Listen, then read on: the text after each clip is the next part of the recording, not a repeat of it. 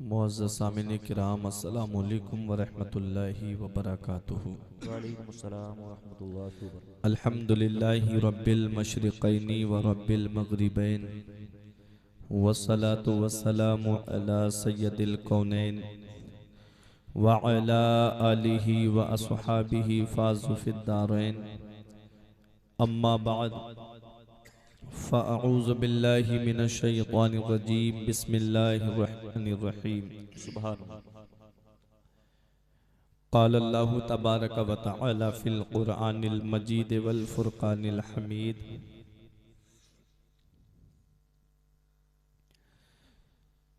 इन औलियाउहु इल्लल मुत्तक़ून। व क़ाल अल्लाहु तबारक व तआला फ़ी मक़ामिन आख़र यौम नहशुरुल मुत्तक़ीन इलर रहमानि वफ़दा व नसूक़ुल मुजरिमीन इला जहन्नम विरदा। आमन्तु बिल्लाहि सदक़ल्लाहुल अज़ीम व सदक़ रसूलुहुन नबियुल अमीनुल करीम व नहनु अला ज़ालिका लमिनश शाहिदीन व शाकिरीन वल्हम्दुलिल्लाहि रब्बिल आलमीन। आइए हज़रात, हम और आप मिलकर सबसे पहले मुस्तफ़ा जाने रहमत, शम्ए बज़्म हिदायत, नौ शहे बज़्म जन्नत, काबे के बद्रुद्दुजा, तैबा के शम्सुद्दुहा, दाफ़िए जुमला बला, शाफ़िए रोज़े जज़ा, जिस नबी की अज़मत व शान को बयान करते हुए मेरा इमाम फरमाता है, सरवर कहूँ के मालिको मौला कहूँ तुझे, बात है बागे खलील का गुले ज़ेबा कहूँ तुझे, तेरे तो वस्फ़ ऐबे तनाही से हैं बरी, हैरा हूँ मेरे शाह में क्या क्या कहूँ तुझे। आखिर रज़ा ने ख़त्म सुखन इस पे कर दिया, खालिक का बंदा खल्क का आका कहूँ तुझे। सुभान अल्लाह। वो नबी जिनकी अज़मत व शान को बयान करते हुए मेरे पीरो मुर्शिद हुजूर ताजुश शरिया फरमाते हैं, जहाँ में उनकी चलती है वो दम में क्या से क्या कर दें। बात है बेशक। जहाँ में उनकी चलती है वो दम में क्या से क्या कर दें। ज़मी को आसमां कर दें, सुरैया को सरा कर दें, फिजा में उड़ने वाले यूना इतराएं निदा कर दें, वो जब चाहें जिसे चाहें उसे फरमा रवा कर दें।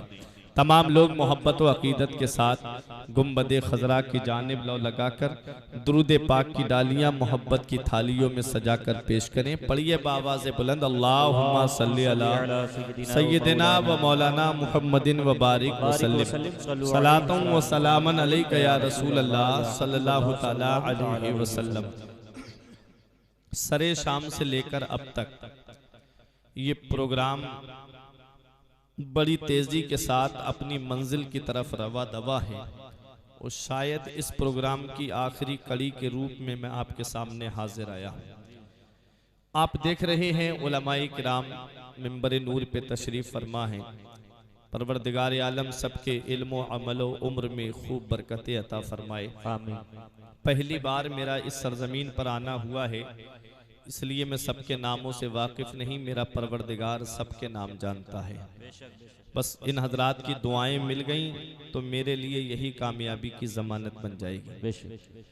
कोई ज्यादा लंबी चौड़ी तकरीर नहीं, बातें नहीं, बस मफहूम आपके सामने पेश करके बड़ी जल्दी आपके सामने से मैं रुखसत हो जाऊंगा। ये जश्न गौसुल वरा है। हमारे सैयद अयूब साहिब किबला ने ये प्रोग्राम को सजाया है और बस्ती वालों ने बड़ी मेहनत की है, कमेटी के नौजवानों ने। परवरदिगार आलम उनकी मेहनत को अपनी बारगाह में कबूल फरमाए, सबकी दिली जायज़ तमन्नाएं पूरी फरमाए। मेरे इमाम का एक शेर सुने। मेरा इमाम फरमाता है, नबवी में अलबी फसल बतूली गुलशन, नबवी में अलबी फसल बतूली गुलशन, हसनी फूल हुसैनी है महकना तेरा, हसनी फूल हुसैनी है महकना तेरा। ये उलमाए किराम तशरीफ फरमा है, सबकी तवज्जो का मैं तालिब। आला हजरत अजीमुल बरकत वो शख्सियत है कि आला हजरत अजीमुल बरकत को 50 से जायद उलूम पर महारत ताम्मा हासिल थी और अब जो तहकीक की है अहले तहकीक ने तो ये बात बयान की कि आला हजरत अजीमुल बरकत की ज़ात वो ज़ात है जिनको 100 से ज़्यादा उलूम पे महारत ताम्मा हासिल थी। आला हजरत के इस शेर को समझने के लिए, आला हजरत के इस शेर को समझने के लिए हमको उस इल्म की ज़रूरत है जिसका ताल्लुक खेती बाड़ी से है, जिसको इंग्लिश में एग्रीकल्चर कहते हैं। खेती बाड़ी से जिसका ताल्लुक है। आप देखो जब कोई बीज बोया जाता है या गाड़ा जाता है तो वो पौधा जो निकल करके आया वो किस बाग का है, कौन सा पानी दिया गया है उसे, और वो पौधे के अंदर खुशबू कहाँ की है, और वो पौधा है किसके बाग का, ये सारी बातें जहन में आती हैं। आला हजरत फरमाते हैं नबवी में अलबी फसल बतूली गुलशन, हसनी फूल हुसैनी है महकना तेरा। ये फूल जो कस्बा जीलान के मोहल्ला नीफ में खिला है ये किसके बाग का फूल है और इस फूल को किससे सींचा गया है। तो मेरा इमाम कहता है ये हसनी फूल जो कस्बा जीलान में खिला है ये नबवी में मदीने वाले मुस्तफा की बारिश रहमत ने इसे सींचा है। अलबी फसल मौला अली शेरे खुदा के गुलशन में ये सजा है, और बतूली गुलशन हजरत फातिमा ज़हरा के हसीन गुलशन में ये सजा है, और ये फूल इमाम हसन का है, और इसमें जो खुशबू आई है वो इमाम हुसैन की खुशबू है। नारे तकबीर, नारे रिसालत, मसलके आला हजरत फैजाने गौसे आजम। सुभान अल्लाह। नबवी में अलबी फसल बतूली गुलशन, हसनी फूल हुसैनी है महकना तेरा।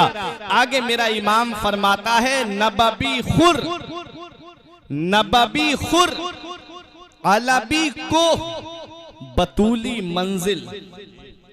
आला हजरत अजीमुल बरकत ने कैसे गौसे आजम की शान को बयान किया। फरमाते नबवी खुर अलबी को बतूली मंजिल, हसनी चांद हुसैनी है चमकना तेरा। हसनी चांद हुसैनी है चमकना तेरा। हजरात इस शेर के अंदर मेरा इमाम वो बयान फरमा रहा है। आला हजरत फरमाते नबवी खुर, ये खुर जो है ये खुर्शीद का मुखफ़्फ़फ़ है।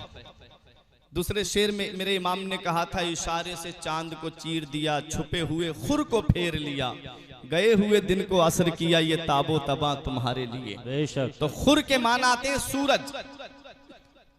मेरा इमाम कहता है नबवी खुर अलबी को बतूली मंजिल, हसनी चांद हुसैनी है चमकना तेरा। हजरात अब ये उलमाए किराम जानते हैं कि सूरज की रोशनी उसकी अपनी रोशनी है, और चांद और सितारों के अंदर जो रोशनी है वो उनकी अपनी रोशनी नहीं है। उनके अंदर जो रोशनी है वो सूरज की रोशनी है, और जो चांद है वो साफ शफाफ आईने की तरह है। जैसी सूरज की रोशनी पड़ती जाती है चांद चमकता जाता है। इसमें मेरा इमाम जो है वो इल्मे नुजूम को बयान फरमा। इल्मे नुजूम में आला हजरत को बड़ी महारत ताम्मा हासिल थी। आला हजरत अजीमुल बरकत घड़ी को, दिन को सूरज और रात को चांद देख करके मिला लिया करते थे। आज हम एक दूसरे से टाइम पूछते हैं भाई तुम्हारी घड़ी में क्या टाइम हुआ, तो आप बताते हो कि 1 बजा है, तो हम अपनी घड़ी आपसे पूछ के मिलाते हैं। आला हजरत को वो महारत हासिल थी इल्मे नुजूम में, रात को चांद देख करके अपनी घड़ी मिला लेते थे और दिन को सूरज देख करके अपनी घड़ी मिला लिया करते। सुभान अल्लाह, सुभान अल्लाह। वो इल्मे नुजूम है मेरे इमाम का। एक दिन बदायूं शरीफ में आला हजरत ने फजर की नमाज पढ़ाई, किरत लंबी हो गई तो लोग इस शायबे में पड़ गए कि सूरज निकल आया, उजाला फैल चुका था। आला हजरत ने जब सलाम फेरा तो इरशाद फरमाया अभी सूरज निकलने में इतने मिनट और इतने सेकंड बाकी है। सुभान अल्लाह। ये इल्मे नुजूम था आला हजरत का। इस शेर के अंदर मेरा इमाम फरमाता है नबवी खुर अलबी को बतूली मंजिल हसनी चांद हुसैनी है उजाला तेरा। हसनी चांद हुसैनी है उजाला तेरा। हजरात, तो इमामे हसन का ये चांद है और उजाला इमामे हुसैन का है। और ये चांद चमका कैसे है? तो इस चांद को मदीने वाले मुस्तफा, मदीने वाले मुस्तफा जिनसे सारा जहान रोशन है, मदीने वाले मुस्तफा के सदके में सबको चमक मिली है। ये कस्बा जीलान में जो विलायत का चांद निकला है, इस चांद को जो रोशनी मिली है, इस चांद को जो चमक मिली है, वो मदीना मुनव्वरा से मिली है, मदीने वाले मुस्तफा से मिली है। हजरात, तो ये मेरा इमाम फरमाता है, नबाबी खुर अलबी कुह बतूली मंजिल हसनी चांद हुसैनी है उजाला तेरा। नारे तकबीर, नारे रिसालत, मसलके आला हजरत, फैजानी आला हजरत, फैजानी हुजूर गौसे आजम, फैजानी हुजूर मखदूमे सिन्ना। सुभान अल्लाह। हजरात, तो कौन गौसे आजम है? इससे पता चला कि ये इमामे हसन का फूल है और इस फूल में खुशबू इमामे हुसैन की है। और इमामे हसन गौसे आजम के सिलसिलाए नसब को आप देखें, शजराए नसब को जब आप देखेंगे तो वालिद की तरफ से इमामे हसन से मिलता है, इसीलिए हसनी फूल का मेरे इमाम ने, और वालिदा की तरफ से इमामे हुसैन से मिलता है। हजरात, ये फूल बगदाद की सरजमीन पे जाने से पहले कस्बा जीलान के मोहल्ला नीफ की सरजमीन पे जो खिला है, आज हम दुनिया का जायजा लेते हैं तो आज हमने दुनिया का जायजा लेकर के देखा तो पता चलता है कि जैसा बाप होता है और जैसी माँ होती है, औलाद पर उसका बहुत गहरा असर पड़ता है। अगर बाप नमाजी होता है तो औलाद भी नमाजी होती है। अगर माँ कुरान पढ़ने वाली होती है तो बेटा भी कुरान पढ़ने वाला होता है। जैसा अभी आपने सैयद साहिब किबला से सुना कि माँ कुरान पढ़ने वाली थी तो गौस ए आजम 17 या 18 पारों के हाफिजे कुरान माँ के शिकम से पैदा हुए थे। ये तो आज हमने सोच रखा है, हम चाहे कितनी भी चोरी और डकैती करें मेरी औलाद नेक हो जाएगी, हम चाहे कितना भी दूसरों का हक मार करके पैसा जमा करें मेरी औलाद जो है वो परहेजगार हो जाएगी। ये आज हमने सोच रखा है, हम चाहे कितना भी खैनी और गुटखा खाएं मेरी औलाद गुटके को हाथ नहीं लगाएगी। ये तो आज हमने सोच रखा है, हम चाहे कितनी भी बीड़ी और सिगरेट पिए मेरी औलाद बीड़ी और सिगरेट को हाथ नहीं लगाएगी। ये आज हमने सोच रखा है, हम चाहे कितनी भी शराब पिए मेरी औलाद जो है वो बियर या शराब को हाथ नहीं लगाएगी। आज हम मन की गुलामी करते हैं। इतना याद रखना प्यारे मुसलमानों, जैसा बाप नेक होता है तो औलाद भी नेक होती है, बाप परहेजगार होता है तो औलाद भी परहेजगार होती है। आओ जरा गौसे आजम की शख्सियत को समझने से पहले आओ जरा गौसे आजम के बैकग्राउंड को आप देखो। नौजवान तुम्हारे यहाँ पर भी हैं, नौजवान हमारे यहाँ पर भी हैं, लेकिन आज के नौजवानों को देखो, ये हमारे बुजुर्ग बताएंगे, ये उलमाए किराम आपको बताएंगे। आप शाम के वक्त में कभी जाकर के देखना, यही मेरी बस्ती का नौजवान है, नाली के किनारे बैठ करके मोबाइल चलाता हुआ नजर आएगा, कोई व्हाट्सएप देखता नजर आएगा, कोई फेसबुक पे गंदी तस्वीरें देखता नजर आएगा, कोई इंस्टाग्राम पे गंदी तस्वीरें शेयर करता नजर आएगा, कोई है कि ट्विटर पे अपनी निगाहें गंदी करता नजर आएगा। आज हमारे यहाँ के नौजवान हैं जिनको ना तो नमाज से मतलब है, जिनको ना तो रोजे से मतलब है, इल्ला माशा अल्लाह। लेकिन आओ जरा देखो, नौजवान हमारे यहाँ पर भी है और एक वो नौजवान था जो दरिया के किनारे लेटा हुआ है, भूख की शिद्दत ने बेचैन कर दिया, भूख की शिद्दत ने बेकरार कर दिया। आओ उसकी शान तो जरा देखो, रात को भी अल्लाह की इबादत करता है, इनको भी अल्लाह की इबादत करता है, दरिया के किनारे है, भूख की शिद्दत ने जब बेचैन कर दिया, सोचा लाओ दरिया में कोई मुबाह चीज मिल जाएगी, उठा करके उसे खा लूंगा। अचानक से दरिया में एक सेब बहता हुआ हुआ नजर आया। आपने उस सेब को उठाया और सिर्फ एक लुकमा खाया था, अंदर से तकवे ने झंझोड़ दिया, परहेजगारी ने झंझोड़ दिया। ए अबू सालेह, ये तुमने क्या कर दिया? तुमने ये सेब खाया है, ये किसी बाग का होगा और बाग का कोई मालिक होगा, तुमने बगैर मालिक की मर्जी के ये सेब खाया है। क्या जवाब दोगे कयामत में उस बाग के मालिक को, अगर उसने रब की बारगाह में खड़े होकर के तुमसे सेब का मुतालबा कर दिया या उसकी कीमत का मुतालबा कर दिया?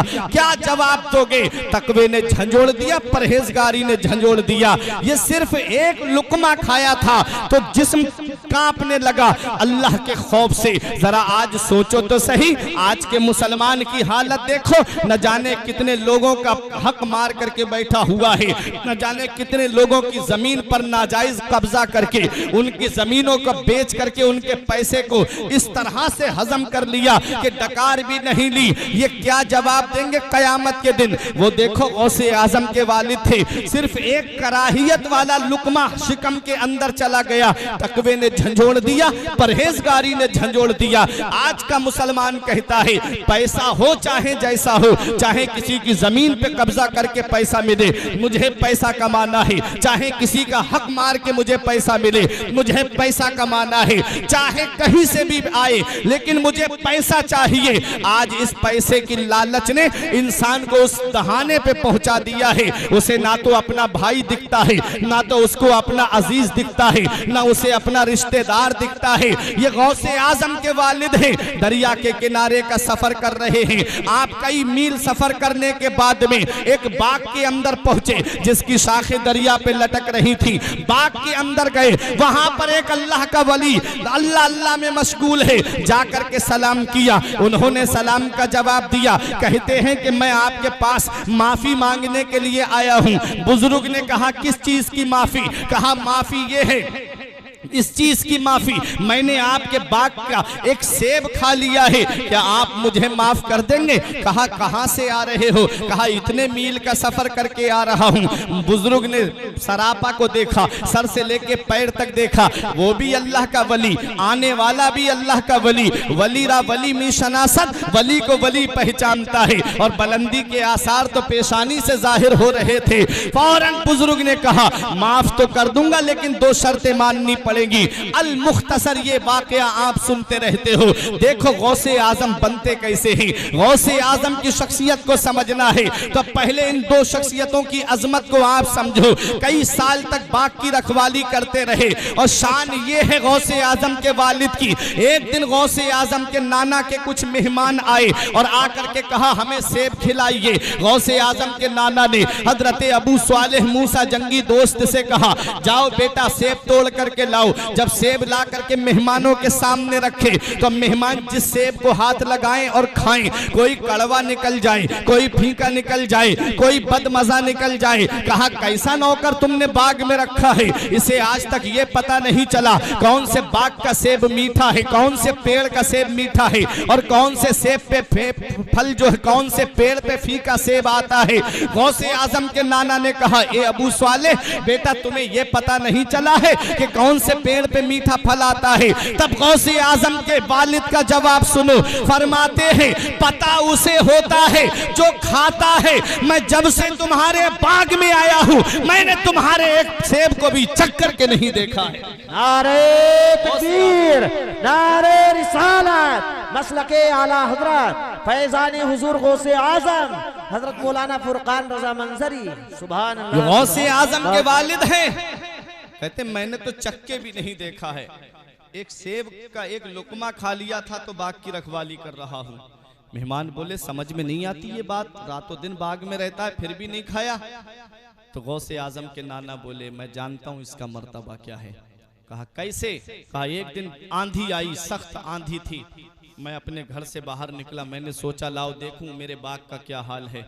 कहते जब मैं अपने बाग में आया तो मैंने नजर डाली तो मेरे इर्द गिर्द जितने बाग थे सबके फल जमीन पे पड़े हुए थे और मेरे बाग के अंदर ये नौजवान आंधी में तू चराग जला करके कुरान की तिलावत कर रहा था, मेरे बाग का एक फल भी नहीं गिरा था। सुभान अल्लाह। ये वालिद हैं गौसे आजम के। गौसे आजम बनते कैसे हैं आप देखें तो सही। पहली शर्त पूरी हुई, कहा माफ कर दीजिए। कहा बेटा दूसरी शर्त रह गई है। कहा दूसरी शर्त क्या है? कहा आपको मेरी बेटी से निकाह करना पड़ेगा।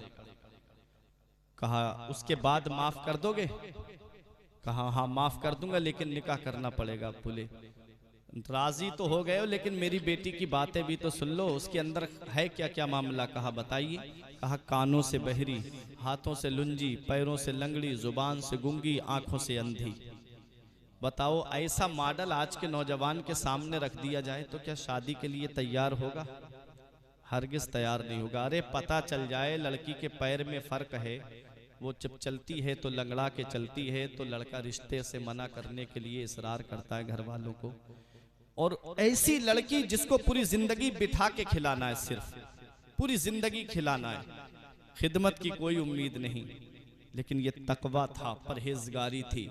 कहा कि मैं दुनिया में सजा बर्दाश्त करने के लिए तैयार हूं, आखिरत में सजा बर्दाश्त नहीं करूंगा। वाह। आज दूसरों का हक मारने वाले कहते हैं वहां जो होगा देखा जाएगा, वहां जो होगा देखा जाएगा। अल्लाह का अजाब बहुत सख्त है। इन्ना बत्शा रब्बिका लशदीद, तेरे रब की पकड़ बहुत सख्त है। जब अल्लाह पकड़ता है तो कोई छुड़ाने वाला नसीब नहीं होता है। बेशक। इसलिए उसके अजाब से डरना चाहिए। जब तक ढील दिए हुए है तुम सोचते हो कि बहुत सुकून से जिंदगी कट रही है, लेकिन ऐसा नहीं है। जब मेरा रब पकड़ता है तो कोई छुड़ाने वाला नहीं मिलता। उसकी पकड़ से डरना चाहिए, उसके अजाब से डरना चाहिए। आपका निकाह हो गया, आप हुजरे के अंदर गए और जैसे ही अंदर पहुंचे, अंदर बैठी दुल्हन इस्तकबाल के लिए खड़ी हो गई, सलाम किया, फौरन वापस आ गए। सोचने लगे पैरों से लंगड़ी होती तो खड़ी क्यों होती, अगर ये जुबान से गूंगी होती तो मुझे सलाम क्यों करती, आंखों से अंधी होती तो मुझे देख के खड़ी क्यों होती। आके बुजुर्ग से कहा हुजूर किस कमरे में आपने मुझे भेज दिया? वो लड़की तो सही है, आपने जो बातें बताई थी वो उनमें नहीं पाई जाती हैं। कहा बेटा जो बातें मैंने बताई थी उनकी मुझसे वजाहत सुन लो, मैं क्या कहना चाहता हूँ। गौसे आजम के वालिद ने कहा बताइए।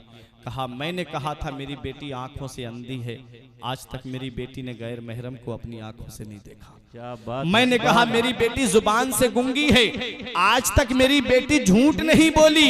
मैंने कहा मेरी बेटी हाथों से लुंजी है, आज तक किसी हराम माल को उसने हाथ नहीं लगाया। मैंने कहा पैरों से लंगड़ी है, आज तक मेरी मर्जी के खिलाफ कदम घर से बाहर नहीं निकाला।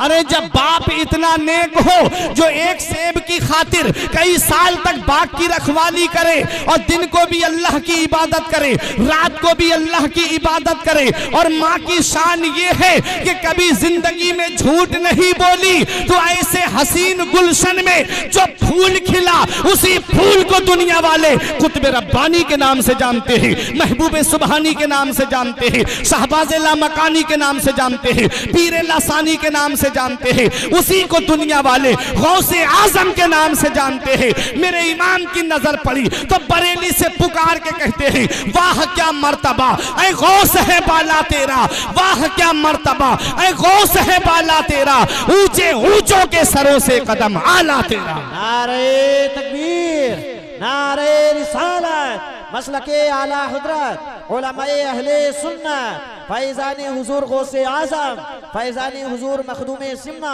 हजरत अल्लामा मौलाना फुरकान रजा मंजरी। कौन गौसे आजम है?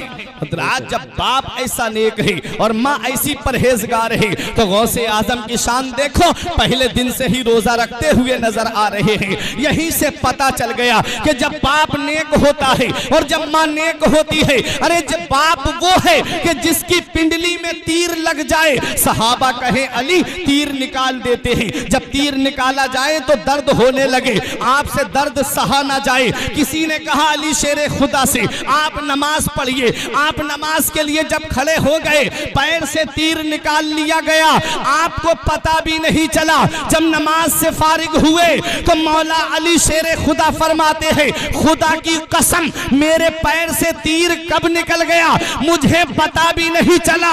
जब बाप ऐसी इबादत करने वाला हो और माँ की ये शान हो जो सर्दी की लंबी लंबी रातों में कहे मौला इतनी लंबी लंबी रात बना दे ताकि तेरी बंदी फातिमा दिल खोल के तेरी इबादत कर सके। माँ की शान ये है कि जो कुरान दिन को भी पढ़े रात को भी कुरान पढ़े तो ऐसे उसके हसीन गुलशन में जो फूल खिला है। अरे जब माँ कुरान पढ़ने वाली फातिमा होती है तो बेटा नेज़े पे चढ़ के कुरान सुनाने वाला हुसैन होता है। क्या बात है, सुभान। अरे जब माँ उम्मुल खैर फातिमा हो और बाप अबू स्वालेह मूसा जंगी दोस्त हो तो उनके जरिए जो बच्चा दुनिया में आया उसी बच्चे को दुनिया वाले गौसे आजम के नाम से जानते हैं। हाँ हाँ, बाप सैयद गियासुद्दीन हो और माँ माहे नूर बीबी हो तो उनके जरिए जो बच्चा दुनिया में आया उसी बच्चे को दुनिया वाले हुजूर सुल्तानुल हिंद ख्वाजा गरीब नवाज के नाम से जानते हैं। जो 95 लाख गैर मुस्लिमों को कलमा पढ़ाता हुआ नजर आता है। हाँ हाँ, जब बाप नेक होता है, बाप इबादत करने वाला, माँ इबादत करने वाली, तो उनके जरिए जो बच्चा दुनिया में आया उसी बच्चे को दुनिया वाले बाबा फरीदुद्दीन गंजे शकर के नाम से जानते हैं। बाप भी सब्र करने वाला, माँ भी सब्र करने वाली, उनके जरिए जो बच्चा दुनिया में आया उसी बच्चे को दुनिया वाले साबिर पाक कलियरी के नाम से जानते हैं। बाप वो है जो बादशाह होने के बावजूद कभी नमाज को कज़ा ना करे और माँ वो है जो दिन को भी अल्लाह की इबादत करे, रात को भी अल्लाह की इबादत करे। तो उनके जरिए जो बच्चा दुनिया में आया है उसी बच्चे को दुनिया वाले तारिकुस सल्तनत हुजूर मखदूम अशरफ जहांगीर सिलमानी के नाम से जानते हैं। हाँ हाँ, जब बाप नेक होता है और जब माँ परहेजगार होती है उनके जरिए जो बच्चा दुनिया में आया उसी बच्चे को दुनिया वाले हुजूर वारिसे पाक के नाम से जानते हैं। अरे बाप भी अपने वक्त का मुफ्ती हो और माँ की शान ये है कि जो इबादत करने में कभी सुस्ती ना बरते तो उनके जरिए जो बच्चा दुनिया में आया उसी बच्चे को दुनिया वाले आला हजरत के नाम से जानते हैं। अरे बाप जब आला हजरत जैसा हो और माँ अल्लाह की इबादत करने वाली हो, उनके जरिए जो बच्चा दुनिया में आया उसी बच्चे को दुनिया वाले हुज्जतुल इस्लाम हामिद रजा खान के नाम से जानते हैं। जो लाहौर की सरजमीन से गुजरे, चेहरे से थोड़ा सा नकाब उठ जाए, गैर मुस्लिम दुकान से निकल करके कदमों पे गिर के कहे जब बरेली के हामिद रजा के हुस्न का ये आलम है तो मदीने वाले मुस्तफा के हुस्न का आलम क्या? नारे तकबीर, नारे रिसालत, मसलके आला हजरत फैजाने हुजूर गौसे आजम, फैजाने हुजूर मखदूमे सिमना, फैजाने हुजूर वारिसे पाक, फैजाने हुजूर मुफ्ती आजम हिंद हजरत अल्लामा मौलाना फुरकान रजा मंजरी। सुभान अल्लाह। अरे जब बाप आला हजरत जैसा हो और माँ अल्लाह की इबादत करने वाली हो तो उनके जरिए जो बच्चा दुनिया में आया उसी बच्चे को दुनिया मुफ्ती आजम हिंद के नाम से जानती है। अब ये उलमाए किराम अपनी दुआओं से नवाजेंगे।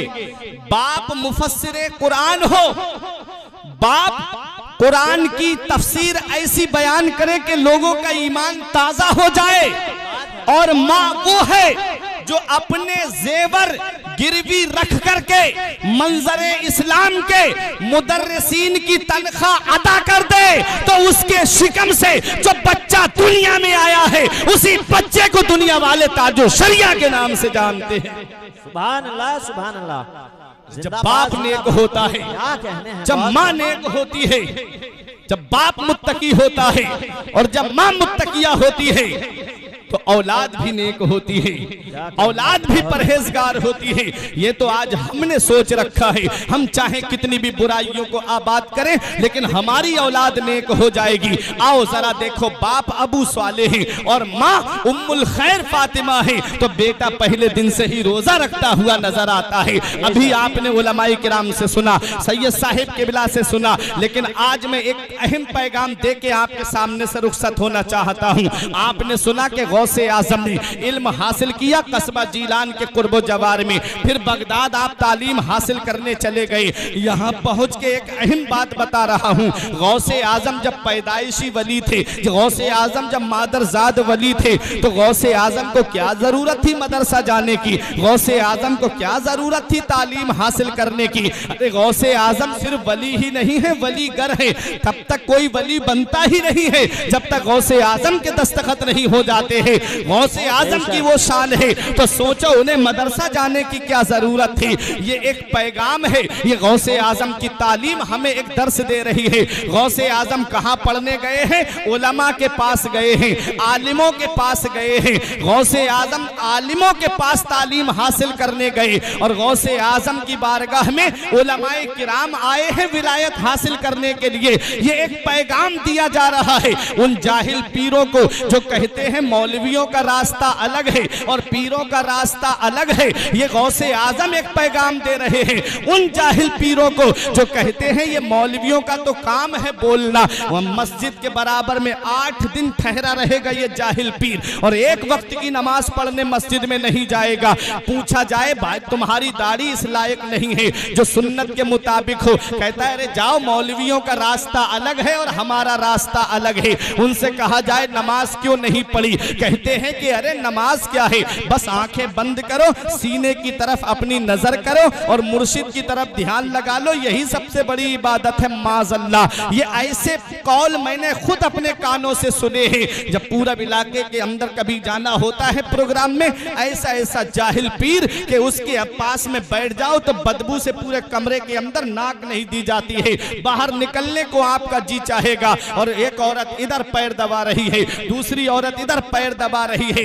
ये पीर है, आप जरा सोचो तो सही, जो शरीयत पे नहीं चलता, जो नबी की हदीस पे अमल नहीं करता, जो कुरान के फरमान पे अमल नहीं करता। आज लोग उसके हाथ चूम रहे हैं, आज लोग उसके पैर चूम रहे हैं, जिसकी दाढ़ी नहीं उसके लोग हाथ चूम रहे हैं। हालांकि ये कायदा बयान किया जाता है तौहीनुल फासिक वाजिबुन, फासिक की तौहीन वाजिब है, व ताज़ीमुहु हरामुन, और उसकी ताज़ीम करना हराम है। चेहरे पे सुन्नते रसूल नहीं, ये सुन्नते मुतवातिरा है। मदीने वाले मुस्तफ़ा की सबसे महबूब सुन्नत है दाढ़ी, वो चेहरे पे सजी हुई नहीं, लोग उसके हाथ चूम रहे हैं, लोग उसके पैर चूम रहे हैं। बताओ ये कैसे पीर हो सकता है जो नबी की सुन्नत पे अमल ना करे? ये कैसा पीर है जो नबी के फरमान पे अमल ना करे? मुझे तो उन सादाते किराम के बारे में जब मैं देखता हूँ तो मेरे कानों में से एक अलग किस्म की आवाज आती है कि मैं सोच में पड़ जाता हूँ। अल्लाह तबारक व तआला ने इनको इतना बड़ा मकाम दिया कि ये नबी के खानदान के हैं, सादाते किराम हैं। उनको तो चाहिए था कि नाना मुस्तफ़ा की महबूब सुन्नत को अपने चेहरे पे सजा लेते। ये तो खानदान का मामला है, खानदान को खानदान से बहुत मोहब्बत होती है, वह मकाबिल दूसरे के। इतना याद रखना प्यारे मुसलमानों, इतना याद रखना, दिल की तख्ती पे लिख करके ले जाना, जो सुन्नते रसूल को चेहरे पे नहीं सजाता है, इतना याद रखना कब्र में जब वो जाएगा तो मदीने वाले मुस्तफ़ा उससे अपना चेहरा अनवर फेर लेंगे। जब नबी अपना चेहरा फेर लेंगे तो कौन है जो कब्र में उसके काम आएगा? मेरा इमाम कहता है उनको रहम आए तो आए वरना, उनको रहम आए तो आए वरना, वो कड़ी मार है क्या होना है, छुप के लोगों से किए जिसके गुनाह वो खबरदार है क्या होना। सुभान अल्लाह, सुभान अल्लाह। गौसे आजम पैदाइशी वली है, फिर भी मदरसा पढ़ने गए, आलिम के पास गए ताकि कोई ये ना समझ ले कि आलिम का रास्ता अलग है और पीर का रास्ता अलग है। और गौसे आजम की बारगाह में आलिम आए फैज हासिल करने के लिए ताकि दुनिया ये देख ले कि ये गौसे आजम है। इनकी बारगाह में उलमाए किराम भी आ रहे हैं फैज लेने के लिए। आज हम अपने बच्चों को मदरसा नहीं भेजते, गौसे आजम तालीम हासिल करने जा रहे हैं, तमाम वलियों के सरदार हैं। जब गौसे आजम इल्म हासिल कर रहे हैं तो हमको चाहिए कि हम भी अपनी औलाद को दीनी तालीम हासिल कराएं। बेशक। लेकिन आज मदरसों की तरफ हमारा रुख नहीं है, मदरसों से हमने अपने बच्चों को हटा दिया। ये अंग्रेजों की बहुत बड़ी साजिश थी। जब वो हिंदुस्तान पे कब्जा किया उन्होंने तो देखा मुसलमान दब नहीं रहे, कैसे इन्हें दबाया जाए, कैसे इन पे कब्जा किया जाए। तो उन्होंने सबसे पहले जो गेम खेला था वो ये खेला था कि गवर्नमेंटी स्कूल खुलवाए, उसमें वजीफे लगवाए, और फिर उसमें जो है मुसलमानों के बच्चों को लालच दिया गया कि आओ और वजीफे दिए जाएंगे। बच्चे मुसलमानों के स्कूल की तरफ चले गए, मदरसे का रुख मोड़ दिया उन्होंने। यही वजह है कि न नबी की सीरत को पढ़ा, न सहाबा की सीरत को पढ़ा, न वलियों की हिस्ट्री को जाना। दिल से नबी की मोहब्बत कम होती चली गई। आज सिर्फ जुबान से दावा करते हैं कि मुस्तफ़ा के नाम पे हम सर कुर्बान कर देंगे, मौका आ जाए तो एक नज़र नहीं आएगा। जो नबी के नाम पे 1-1.5 घंटा यहाँ नहीं बैठ सकता, वो क्या नबी के नाम पे गर्दन कटाए। सोचने वाली बात है। सिर्फ जुबानी मोहब्बत है हमारी, दिल से मोहब्बत नहीं है। अगर दिल से मोहब्बत होती तो नमाज एक कज़ा नहीं होती। अगर दिल से मोहब्बत होती तो सुन्नत रसूल हमारे चेहरे पे होती। अगर दिल से नबी से मोहब्बत होती तो हमारा लिबास इस्लामी होता। ये सिर्फ जुबानी मोहब्बत है। हमने मदरसों से अपने बच्चों को दूर कर दिया। यही वजह है कि आज हमारे दिलों से मोहब्बत रसूल कम होती चली गई। अब उलमा बताते हैं तो कुछ लोग हैं जो उसको मानते हैं, कुछ हैं जो कहते हैं अरे इनका तो काम है यही बोलना। आज अमीरों के बच्चे मदरसे में नहीं मिलेंगे, गरीबों के बच्चे मदरसे में मिलेंगे। जिसकी नाक नहीं संभलती, जिसका लिबास बोसीदा, उसे मदरसे के अंदर भेज दिया या मस्जिद में इमाम साहब के पास भेज दिया, जा बेटा मदरसे पढ़ने के लिए जा। और जो बच्चा खूबसूरत है, समझदार है, होशियार है, उसकी पीठ पे बस्ता लादा और उसे स्कूल की तरफ भेज दिया। ये आज हमारी ज़हनियत है। लेकिन अल्लाह की शान देखो, चंद साल नहीं गुजरते, जिस बच्चे को तुमने कुंद ज़हन समझा, जिस बच्चे को तुमने गबी समझा, जिस बच्चे को तुमने बोसीदा समझा, जिस बच्चे को तुमने बदसूरत समझा, चंद साल नहीं गुजरते हैं, अल्लाह के कुरान की बरकत देखो, वो इन उलमाए किराम के पास आता है और चंद सालों में वो हाफिज़े कुरान बन करके मुसल्ले पे खड़ा होकर के अपनी कौम को नमाज पढ़ाता नजर आता। ये शान है। और इतना याद रखना, आप सोचो दीनी तालीम से हट करके हम कामयाब हो जाएं तो आप कामयाब नहीं हो सकते।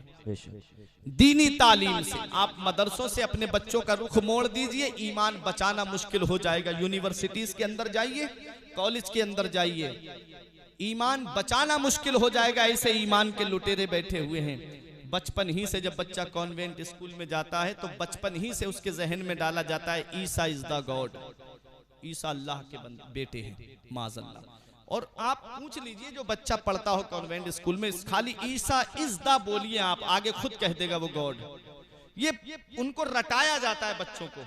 और जब बच्चा पढ़ा हुआ होगा मदरसे का तो कहेगा कि नहीं, वो खुदा के बेटे नहीं हैं, वो खुदा के रसूल हैं, वो खुदा के नबी हैं, वो खुदा के पैगंबर हैं। ईमान बच जाएगा उसका। आप मदरसों की तरफ अपने बच्चों को रुख कराइए, अपने बच्चों को दीनी तालीम दीजिए। हाँ, मैं जानता हूँ बच्चा आलिम बन गया, मौलवी बन गया, हाफिज बन गया तो पैसे जरूर कम कमाएगा, लेकिन तुमको वो ताज अल्लाह तबारक व तआला इन उलमा के जरिए अता फरमाएगा, हाफिज के जरिए, आलिम के जरिए, जिसकी रोशनी आसमान के चांद सूरज से ज्यादा होगी। नबी फरमाते मन करा अल कुरान व अमिला बिमा फी यलबिसु वालिदाहु ताजन यौमल क़ियामती दौहु अहसनो का दौइ शम्स। मेरे नबी फरमाते जो कुरान पढ़े और उस पर अमल करे, अल्लाह ताला क़यामत में उसके माँ बाप को ऐसा ताज अता फरमाएगा जिसकी रोशनी आसमान के चांदो सूरज से भी ज्यादा होगी। तो बच्चों को दीनी तालीम दो। और इतना याद रखना मेरे बुजुर्गों, ये आप भी जानते हो, ये उलमाए किराम भी जानते हैं, आज जिस औलाद को मोबाइल चलाने से फुर्सत नहीं मिलती, आप क्या उम्मीद कर सकते हो कि मरने के बाद वो तुम्हारी कब्र पे जाकर के सूरह यासीन पढ़ देगी। जिस औलाद को आज अपने मसरूफियात से फुर्सत नहीं है, आप क्या उम्मीद कर सकते हो कि वो आपकी कब्र पे जाकर के कुरान पढ़ेगी। इसलिए इल्मी साहब का ये शेर लिख लो कि पढ़ के तू कुरान को अब जमा कर ले कुछ सवाब, कब्र पर फिर कौन आए फातिहा के वास्ते।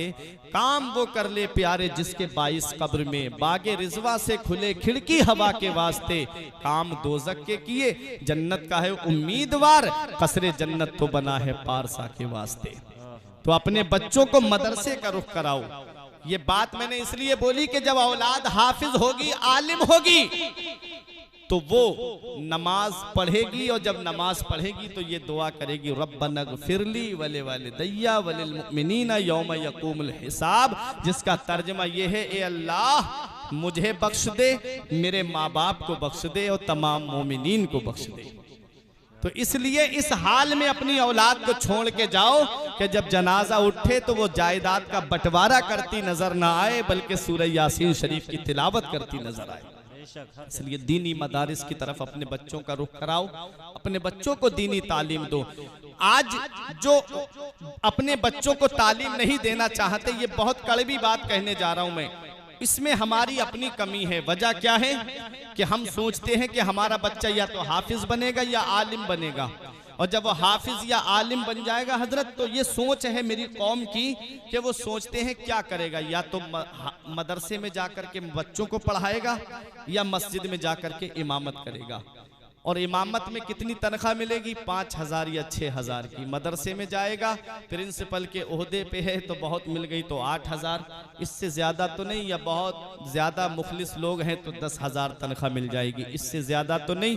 ये मेरी कौम की सोच बन गई है। आज मैं आप ही लोगों में से किसी से कहूँ कि मैं आपके बच्चे की फला जगह जॉब लगवा रहा हूँ, तो आप कहोगे मौलाना साहब कम से कम तनख्वाह 25,000 होना चाहिए, कम से कम तनख्वाह 50,000 होनी चाहिए। क्यों?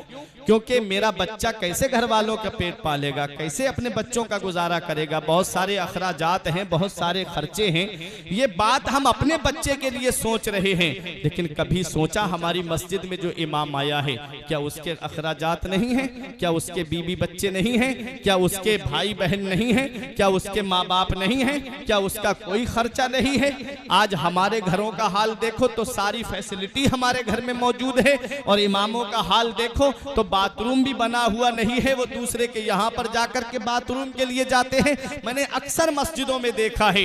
ये आज मेरी कौम ने हाल बना दिया है ना, यही वजह है कि आज अमीरों के बच्चे मदरसे में पढ़ते हुए नजर नहीं आते हैं। इतना याद रखना प्यारे मुसलमानों, ये उलमाए किराम हैं, आला हजरत अजीमुल बरकत फरमाते हैं उलमा को माकूल तनख्वाह देनी चाहिए ताकि वो दीन की खिदमत जो है वो खुशदिली के साथ में करें। और शेख सादी फरमाते हैं उलमा रा जर भी दे, उलमा को जर दे, यानी उलमा को माल दे, ताकि वो दुनिया व माफिया से बेनियाज होकर के सिर्फ बैठ करके बच्चों को दीनी तालीम देते नजर। बेशक, सुभान अल्लाह, सुभान अल्लाह।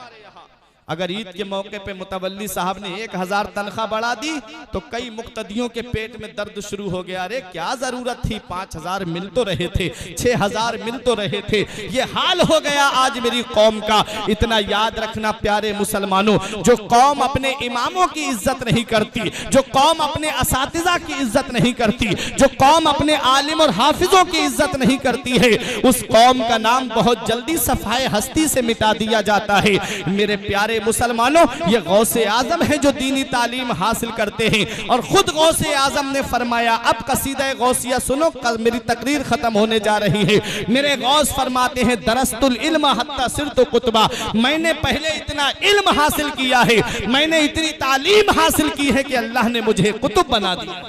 सुभान अल्लाह, अल्लाह ने मुझे कुतुब बना दिया। वाह वाह वाह। अब मेरे गौस फरमाते हैं कुल्लो वलीगिन कुल्लो नबीगिन लहू कदमुन, मेरे गौस ने फरमाया कुल्लो वलीगिन लहू कदमुन, हर वली एक पैगंबर के नक्शे कदम पे होता है। वह इन्नी अला कदमिन नबी ये बदरिल कमाली, और मैं मदीने वाले मुस्तफ़ा के नक्शे कदम पे। कुल्लो वली लहू कदम, हर वली के लिए एक पैगंबर का नक्शे कदम होता है। अब यहां पहुंच करके ये बता दूं, मेरे गौसे आजम किसके नक्शे कदम पे हैं?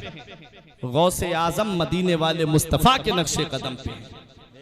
इसी को मेरा इमाम कहता है, तू हसनी हुसैनी क्यों ना मुहियुद्दीन हो, ऐ खिजर मजमाए बहरैन है दरिया तेरा। मेरे गौसे आजम मदीने वाले मुस्तफ़ा के नक्शे कदम पे हैं। हजरात हुजूर मखदूम अशरफ जहांगीर सिमनानी ने हुजूर सैयद शरफुद्दीन याहिया मुनीरी, जिनका मजार बिहार की सरजमीन पर है, उनके किसी मुरीद से पूछा था कि जरा पता लगाओ मैं किसके नक्शे कदम पे हूं, किसने पूछा था? मखदूम अशरफ जहांगीर सिमनानी ने। सुभान अल्लाह। जो बादशाहत छोड़ करके आए, जो सल्तनत छोड़ करके आए, आज एक बार कोई कुर्सी पे बैठ जाए 5 साल के लिए तो उसका दिल चाहता है कि वो कुर्सी को न छोड़े और परेशान रहता है कैसे ये कुर्सी मेरे पास रहे, मेरे पास से जाए नहीं। लेकिन वो थे हजरत मखदूम अशरफ जहांगीर सिमनानी, जिन्होंने अल्लाह की रजा के लिए और नबी के दीन की खातिर बादशाहत को छोड़ दिया। और जब सिमना का तख्त छोड़ा, अल्लाह ने वो मकाम अता फरमाया कि गौसुल आलम का लक़ब आपको अता फरमाया, सुभान अल्लाह, जहांगीर का लक़ब आपको अता फरमाया। और आज भी जो करामतों के मुनकिर हैं, उन्हें किछौछा शरीफ की सरजमीन पे ले जाओ और वहां जाकर के देखो, नीर शरीफ का पानी आज भी शिफा बना हुआ है। जब बीमार आता है, जिसकी बीमारी कहीं ठीक नहीं होती, वो किछौछा शरीफ की सरजमीन पे चला जाए, नीर शरीफ में एक बार गुस्ल कर ले, अल्लाह ताला मखदूम अशरफ जहांगीर सिमनानी के वसीले से उसको शिफा याब फरमा देता है। आज वही किछौछा की सरजमीन है जहां आप जाकर के देख लीजिए, जो जिन्न कहीं किसी से ना भागता हो, उसे किछौछा शरीफ में एक चराग जलता है, उसके सामने बिठा दीजिए, बड़े से बड़ा भूत प्रेत भागता हुआ नजर आता है। ये मखदूम अशरफ जहांगीर सिमनानी की शान है। ये मखदूम अशरफ जहांगीर सिमनानी है जिन्होंने सल्तनत को छोड़ा, बादशाहत को छोड़ा, अल्लाह की रजा के लिए, दीन की नशरो इशाअत के लिए। अल्लाह ने वो मकाम अता फरमाया कि वो लेटे तो किछौछा की सरजमीन पे है, उनका जिक्र मुरादाबाद कुदरकी की सरजमीन पे हो रहा है। नारे तकबीर, नारे रिसालत, मसलके आला हजरत फैजानी हुजूर गौसे आजम, फैजानी हुजूर मखदूम सिमना हजरत मौलाना फुरकान रजा मंजरी, सुभान अल्लाह। तो अल्लाह के वली ने फरमाया हजरत मखदूम अशरफ जहांगीर सिमनानी से कि आप हजरत ईसा अलैहिस्सलाम के नक्शे कदम पे हैं, हजरत ईसा अलैहिस्सलाम के नक्शे कदम पे। सुभान अल्लाह। ये मकाम है हजरत मखदूम अशरफ जहांगीर सिमनानी का। हर वली किसी न किसी पैगंबर के नक्शे कदम पे होता है। मेरे गौस फरमाते हैं, मैं मदीने वाले मुस्तफ़ा के नक्शे कदम पे हूँ, मैं मदीने वाले मुस्तफ़ा के नक्शे कदम पे हूँ। आगे मेरे गौस फरमाते हैं, मुरीदी ला तखफ अल्लाह रब्बी अतानी रिफ़अतन निलतुल मनाली।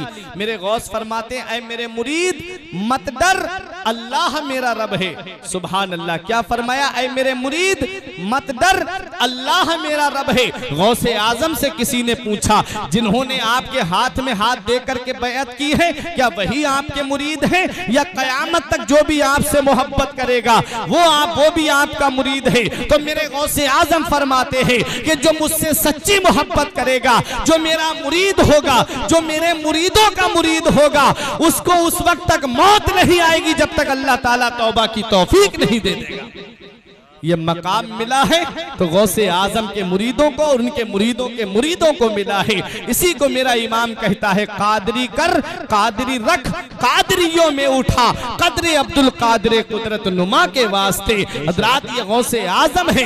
आप फरमाते हैं कि मैंने अपने रब से वादा लिया है और मेरे रब ने मुझसे वादा किया है कि मेरे रब ने मुझसे वादा किया है कि आपका जो भी मुरीद होगा या आपके मुरीदों का मुरीद होगा, मैं उस वक्त तक उसे मौत नहीं दूंगा जब तक उसे तौबा की तौफीक नहीं दे दूंगा। सुभान अल्लाह। ये गौसे आजम की शान है। आप गौसे आजम का जिक्र सुन रहे हो, आप गौसे आजम का चर्चा सुन रहे हो, आप गौसे आजम का नाम ले रहे हो। गौसे आजम फरमाते, मुरीदी ला तखफ अल्लाह रब्बी अतानी रिफ़अतन निलतुल मनाली। ऐ मुझसे मोहब्बत करने वाले मेरे मुरीद मत डर, अल्लाह मेरा रब है। हमने आलम तसव्वुर में अर्ज किया, मेरे गौसे आजम, हमारे यहाँ का उसूल तो ये है, हमारे यहाँ का तरीका तो ये है, अगर प्रधान जी कह दे मत डर तो मतलब है गाँव में मत डर, अगर चेयरमैन कह दे मत डर तो मतलब है कस्बा या तहसील में मत डर, अगर विधायक कह दे मत डर तो मतलब है जिले में मत डर, अगर सीएम कह दे मत डर तो मतलब है सूबे में मत डर, अगर पीएम कह दे मत डर तो मतलब है मुल्क में मत डर। एक गांव वाला दूसरे गांव वाले से तो डर सकता है, एक कस्बे वाला दूसरे कस्बे वाले से तो डर सकता है, एक शहर वाला दूसरे शहर वाले से तो डर सकता है, एक सूबे वाला दूसरे सूबे वाले से तो डर सकता है, एक मुल्क वाला दूसरे मुल्क वाले से तो डर सकता है। ए मेरे गौसे आजम, हम कहां ना डरे? क्या अपने गांव में ना डरे, या कस्बा और तहसील में ना डरे, या जिला या सूबे में ना डरे, या अपने मुल्क में ना डरे? तो गौसे आजम जवाब देते हैं, तबूली फिस समाई वल अर्दो दुक्कत, ऐ मुझसे मोहब्बत करने वाले, जिस अब्दुल कादिर का दामन तूने पकड़ा है, उस अब्दुल कादिर के चर्चे, उस अब्दुल कादिर के बुलंदी के झंडे जमीन पर भी लहरा रहे हैं और आसमान पर भी लहरा रहे हैं। ऐ मुझसे मोहब्बत करने वाले, न जमीन के ऊपर डरने की जरूरत है, न जमीन के नीचे डरने की जरूरत है। इसी को जमील कादरी कहते हैं, मुरीदी ला तखफ कहकर तसल्ली दी गुलामों को, मुरीदी ला तखफ कहकर तसल्ली दी गुलामों को, कयामत तक रहे बेखौफ बंदा गौसे आजम।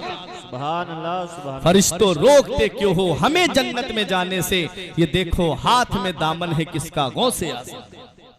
गौसे आजम ऐसे ही नहीं बने, दरस्तुल इल्म हत्ता सिरतो कुतुबा, पहले मैंने तालीम हासिल की, इल्म हासिल किया, अल्लाह ने मुझे कुतुब बना दिया।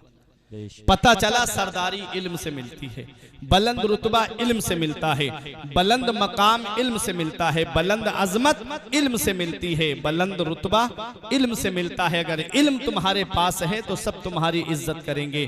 तालीम तुम्हारे पास नहीं, एजुकेशन तुम्हारे पास नहीं, शिक्षा तुम्हारे पास नहीं, तो समझ लो तुम्हारी कोई इज्जत नहीं होगी, लोग तुमसे बचते हुए नजर आएंगे। अगर तुम चाहते हो लोग तुमसे मोहब्बत से बात करें तो तुम्हें तालीम हासिल करनी पड़ेगी।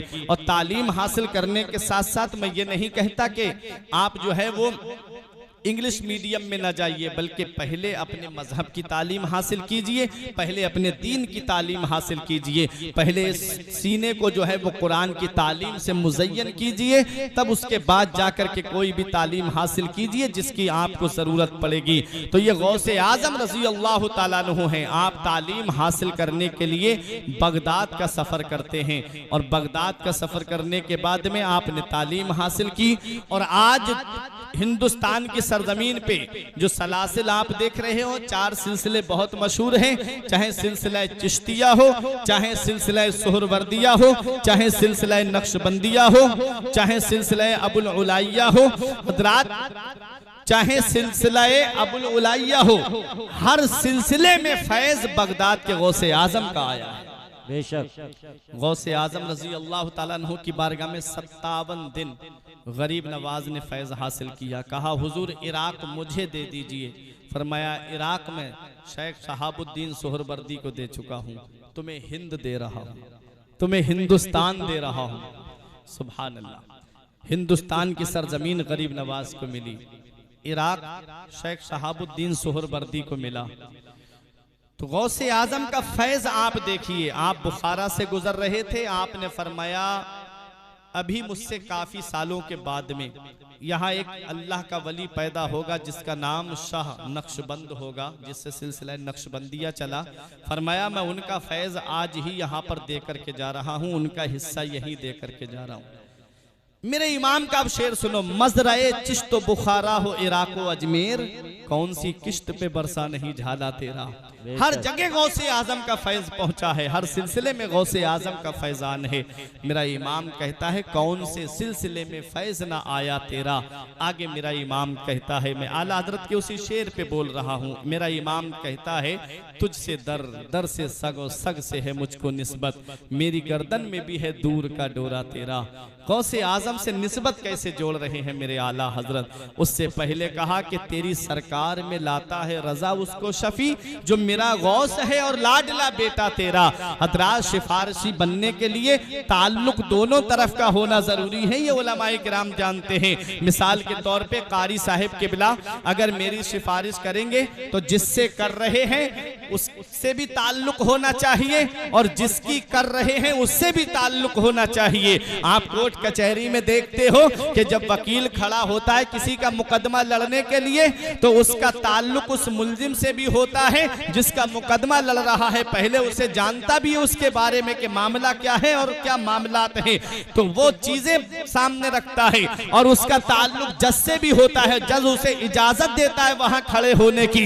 देखो मेरा इमाम कहता है तेरी सरकार में लाता है रजा उसको शफी जो मेरा गौस है। कहते हैं ऐ मेरे आका आका, मैं आपकी बारगाह में उसे सिफारिशी लेकर के आया हूँ, उसको शफी लेकर के आया हूँ जो मेरा तो गौस है और आपका लाडला बेटा है। सुभान अल्लाह, सुभान जो मेरा गौस है और लाडला बेटा तेरा। फिर उसके बाद गौसे आजम से कैसी निस्बत जोड़ते हैं, कहते हैं मेरे गौस तुझसे दर, दर से सग और सग से है मुझको निस्बत, मेरी गर्दन में भी है दूर का डोरा तेरा। देखो गौसे आजम के बारगाह में लंगर चल रहा है, उस लंगर पे पड़ी हुई हड्डियां हैं, उन हड्डियों पे गुजर बसर करने वाला कुत्ता है। और गौसे आजम की बारगाह में मेरा इमाम कहता है, ऐ गौसे आजम तुझसे दर और दर से सग और सग से है मुझको निस्बत, मेरी गर्दन में भी है दूर का डोरा तेरा। आगे फरमाते हैं इस निशानी के जो सग हैं नहीं मारे जाते, इस निशानी के जो सग हैं नहीं मारे जाते, हश्र तक मेरे गले में रहे पट्टा तेरा। नारे तकबीर, नारे रिसालत, मसलके आला हजरत फैजान हुजूर गौसे आजम, फैजान हुजूर मखदूम सिमना हजरत मौलाना फुरकान रजा मंजरी। सुभान अल्लाह, सुभान अल्लाह, वाह वाह क्या बात है, जिंदाबाद जिंदाबाद। मेरा इमाम कहता है इस निशानी के जो सग हैं नहीं मारे जाते, हश्र तक मेरे गले में रहे पट्टा तेरा। हजरात कुत्ते जो होते हैं वो दो तरह के होते हैं, एक पालतू होता है और एक फालतू होता है। एक वो कुत्ता जो अभी गलियों में आपके ऊपर भौंकेगा, आप उसे ईंट से मारो, आप उसे पत्थर से मारो, आप उसे लकड़ी से मारो, आप उसे डंडे से मारो, कोई आपसे कुछ नहीं कहेगा। और आप जब कुंदर की कस्बे की तरफ जाओगे तो कोई अगर अपने कुत्ते को लेकर के टहलाता नजर आए जिसकी गर्दन में पट्टा पड़ा हुआ है, आप एक पत्थर उसके मार के दिखाना, आप एक डंडा उसके मार के दिखाना, फौरन वो कहेगा तेरी हिम्मत कैसे हुई तूने मेरे कुत्ते को पत्थर मारा, तेरी हिम्मत कैसे हुई तूने मेरे कुत्ते के ऊपर डंडा उठाया। आप कहोगे कुत्ता है, हमारी गली में भी तो कुत्ता है, हम उसे मारते हैं कोई कुछ नहीं कहता, तूने क्यों कहा? वो कहेगा देखता नहीं इसकी गर्दन में मेरी गुलामी का पट्टा पड़ा हुआ है। हजरात मैदाने महशर होगा, नफसी नफसी का आलम होगा, कोई किसी का यारो मददगार नहीं होगा। ऐ गौसे आजम से मोहब्बत करने वालों, ऐ गौसे आजम से प्यार करने वालों, ऐ गौसे आजम की मोहब्बत में अपनी नींदों को कुर्बान करने वालों, कयामत के दिन जब फरिश्ते उनको पकड़ के जहन्नम की तरफ ले जा रहे होंगे, जो गौसे आजम को नहीं मानते, जो नबी की शान में गुस्ताखी करते हैं, जो औलिया की शान में गुस्ताखी करते हैं, तो उन्हीं में कहीं गौसे आजम की गुलामी का पट्टा पड़ा हुआ इंसान सामने नजर आएगा तो दूसरे फरिश्ते कहेंगे इसको हाथ मत लगाना, इसकी गर्दन में गौसे आजम की गुलामी का पट्टा पड़ा हुआ है, ये गौसे आजम का गुलाम है। मेरा इमाम कहता है इस निशानी के जो सग हैं नहीं मारे जाते, हश्र तक मेरे गले में रहे पट्टा तेरा। सुभान अल्लाह, सुभान अल्लाह। ये मकामे नियाज है आला हजरत का। वाह वाह वाह। अब मकामे नाज में आए तो पुकार के कहते हैं मेरी किस्मत की कसम खाएं सगाने बगदाद, मेरी किस्मत की, सग की जमा सगान फारसी का लफ्ज है, मेरी किस्मत की कसम खाएं सगाने बगदाद, हिंद में हूं भी तो देता रहूं पहरा तेरा। गौसे आजम कहां वो आपके दरबार में रहने वाला कुत्ता और कहां अहमद रजा। अरे वो कुत्ता तो वो है जो माल की हिफाजत करता है, जो मकान की हिफाजत करता है, जो घर को चोरों से बचाता है। और अहमद रजा हिंदुस्तान में आपका ऐसा गुलाम है जो आपके गुलामों के ईमान की हिफाजत कर रहा है, उनके अकीदे की हिफाजत कर रहा है और ये कह के बचा रहा है कि सूना जंगल रात अंधेरी छाई बदली काली है, सूना जंगल रात अंधेरी छाई बदली काली है, सोने वालों जागते रहियो चोरों की रखवाली है। फिर कहते मेरे इमाम मेरी किस्मत की कसम खाएं सगाने बगदाद, हिंद में हूं भी तो देता रहूं पहरा तेरा। ये गौसे आजम है। कहां कहां देखोगे गौसे आजम के मकाम और मर्तबे को। बड़े बड़े औलियाए किराम ने यह बयान दिया है कि गौसे आजम की करामतें हद तवातुर को पहुंच गई, लेकिन हम सिर्फ गौसे आजम का नाम लेते हैं लेकिन उनकी अदाओं को नहीं अपनाते। गौसे आजम ने तालीम हासिल की, हमको चाहिए कि अपने बच्चों को दीनी तालीम दें।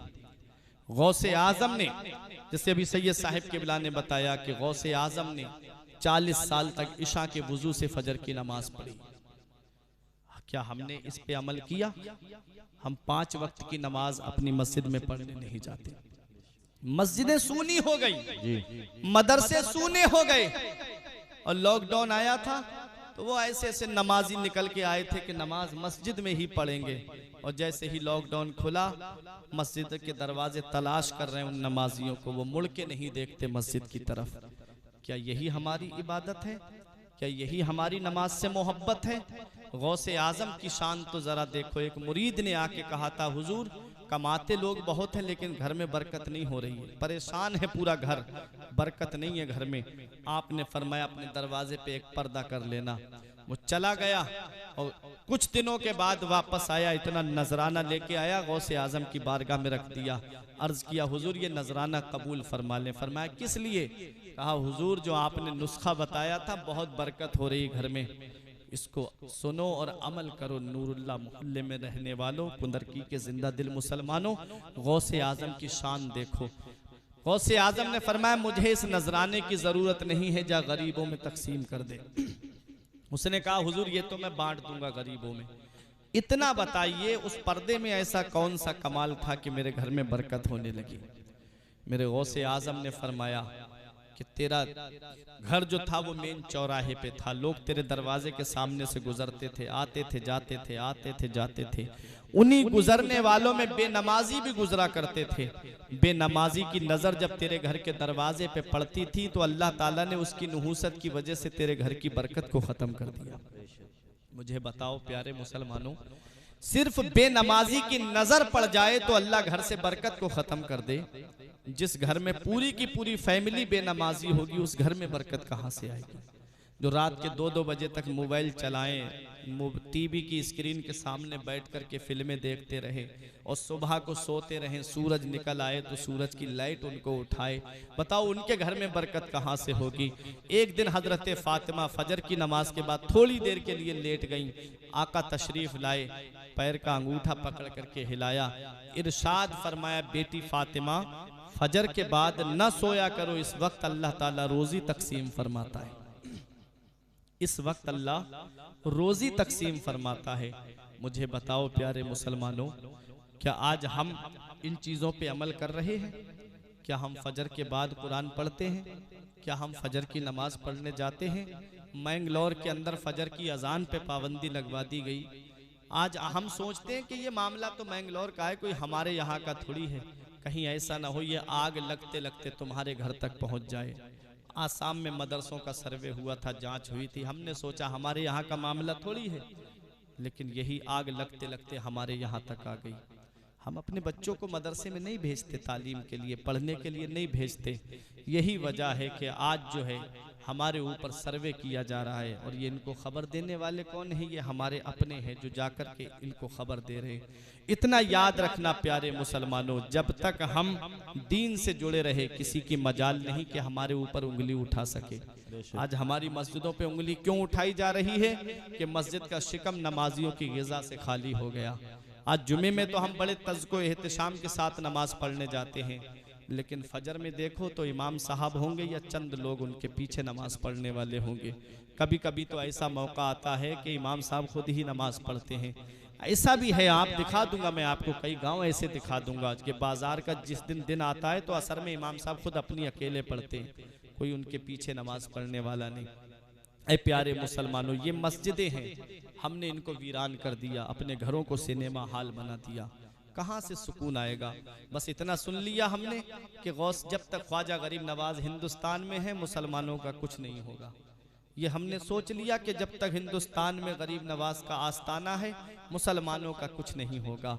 मैं मानता हूँ, मेरा ईमान है कि गरीब नवाज चाहें तो पूरे हिंदुस्तान को अपने एक कटोरे में संभालें, ये मैं मानता हूँ। लेकिन कभी इतना भी तो आपने सोचा होगा कि वो पत्ता पेड़ से गिर जाता है जो अल्लाह के जिक्र से गाफिल हो जाता है। वो जानवर ज़िबा कर दिया जाता है जो अल्लाह के जिक्र से गाफिल हो जाता है, वो मछली शिकार हो जाती है जो अल्लाह के जिक्र से गाफिल हो जाती है, वो घास काट ली जाती है जो अल्लाह के जिक्र से गाफिल हो जाती है।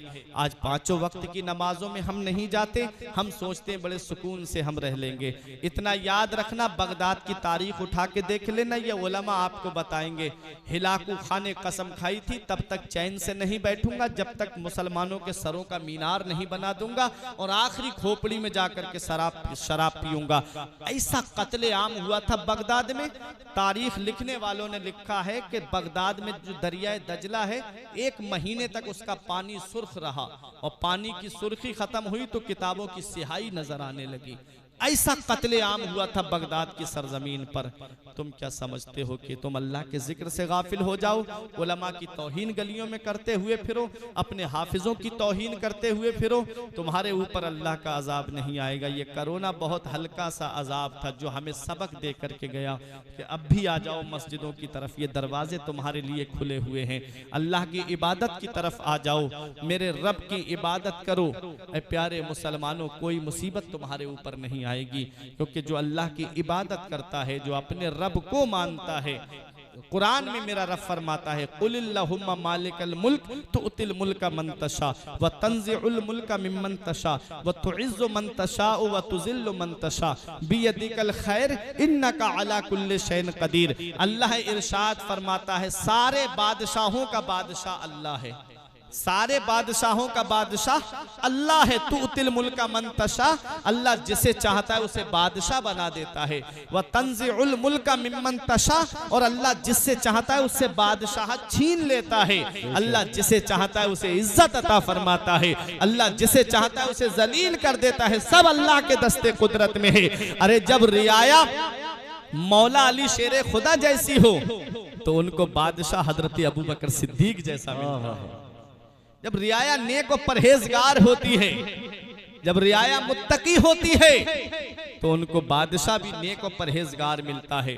हज्जाज इब्न यूसुफ कहता था कि तुम लोगों के अंदर सरकशी आ गई है, इसलिए मेरे जैसा जालिम तुम्हारे ऊपर मुकर्रर किया गया है। इतना याद रखना प्यारे मुसलमानों, ये अल्लाह की तरफ से एक आजमाइश है। हमें मस्जिदें आबाद करनी है, अपने उलमा का अदब व एहतराम करना है, अपने बच्चों को दीनी तालीम देनी है, अपने बच्चों को मदारिस का रुख कराना है। जब बच्चे तुम्हारे आलिम होंगे, हाफिज होंगे, तो वो तुम्हारे लिए ईसाले सवाब करते रहेंगे। वरना वो दिन दूर नहीं है कि कब्र में लेट करके तुम इंतजार करोगे काश मेरा कोई घर वाला मेरे लिए ईसाले सवाब कर देता। और औलाद होगी जो मोबाइल में मशगूल रहेगी।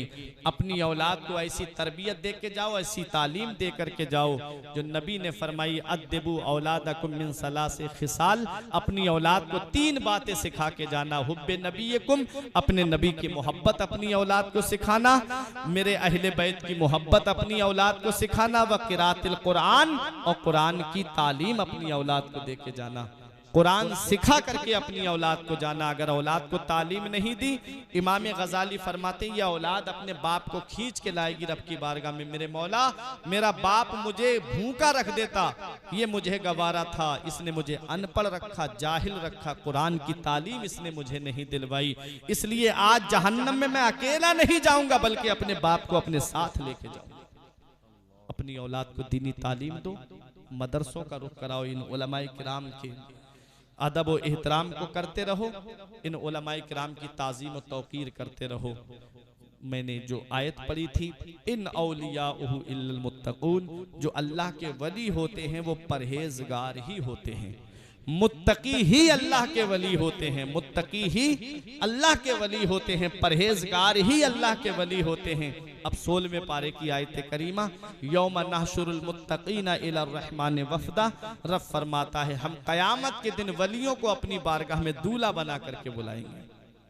कयामत के दिन हम वलियों को अपनी बारगाह में दूल्हा बना करके बुलाएंगे। वो लोग जो कहते हैं कि नबी मर के मिट्टी में मिल गए माज़अल्लाह, और वलियों की शान में अलग गुस्ताखियां, उनके लिए रब कुरान में फरमाता व नसूकुल मुजरिमीना इला जहन्नम विरदा, और जो औलिया किराम से नफरत करने वाले हैं, इनसे जलने वाले हैं, उनको जहन्नम की तरफ प्यासा हाँका जाएगा। उन्हें जहन्नम की तरफ फरिश्ते प्यासा हाँकते हुए ले जाएंगे। हम अल्हम्दुलिल्लाह गौसे आजम से मोहब्बत करने वाले हैं, हम मखदूम अशरफ जहांगीर सिमनानी से मोहब्बत करने वाले हैं, हम साबिर पाक कलियरी से मोहब्बत करने वाले हैं। मुझे बताओ ए कुदर की वालों, अगर बारात बगैर दूल्हा के चली जाए तो क्या उस बारात की इज्जत होती है? क्या उस बारात को खाना मिलता है? दूल्हा को घर बिठा दो और बारात लेकर के लड़की वाले के यहाँ पहुंच जाओ तो उस बारात की इज्जत नहीं होती है, उस बारात की कोई कद्र मंजिलत नहीं जानता है। और जैसे ही दूल्हा की गाड़ी पहुंचती है फौरन नाश्ता शुरू, फौरन खाना शुरू हो जाता है। रब कुरान में फरमाता है हम कयामत के दिन वलियों को अपनी बारगाह में दूल्हा बना करके बुलाएंगे। अरे जब वली दूल्हा बन के जा रहे होंगे तो उनके बाराती कौन होंगे? उनके बाराती वही होंगे जो वलियों से मोहब्बत करने वाले हैं, जो वलियों से प्यार करने वाले हैं। अरे जब रब की बारगाह में हुजूर ताजुश शरिया दूल्हा बन के जा रहे होंगे तो ताजुश शरिया से मोहब्बत करने वाले उनके पीछे पीछे बाराती बन के जा रहे होंगे। जब मुफ्ती आजम दूल्हा बन के जा रहे होंगे तो नूरी उनके पीछे पीछे बाराती बन के जा रहे होंगे। जब आला हजरत दूल्हा बन के जा रहे होंगे तो रज़बी उनके पीछे पीछे बाराती बन के जा रहे होंगे। अरे जब मुफस्सिर कुरान हुजूर सैयद नईमुद्दीन मुरादाबादी सदरुल अफाजिल रब की बारगाह में दूल्हा बन के जा रहे होंगे तो नईमी उनके पीछे पीछे बाराती बन के जा रहे होंगे। और आगे बढ़ो, जब साबिर पाक दूल्हा बन के जा रहे होंगे तो साबिरी उनके पीछे बाराती बन के जा रहे होंगे।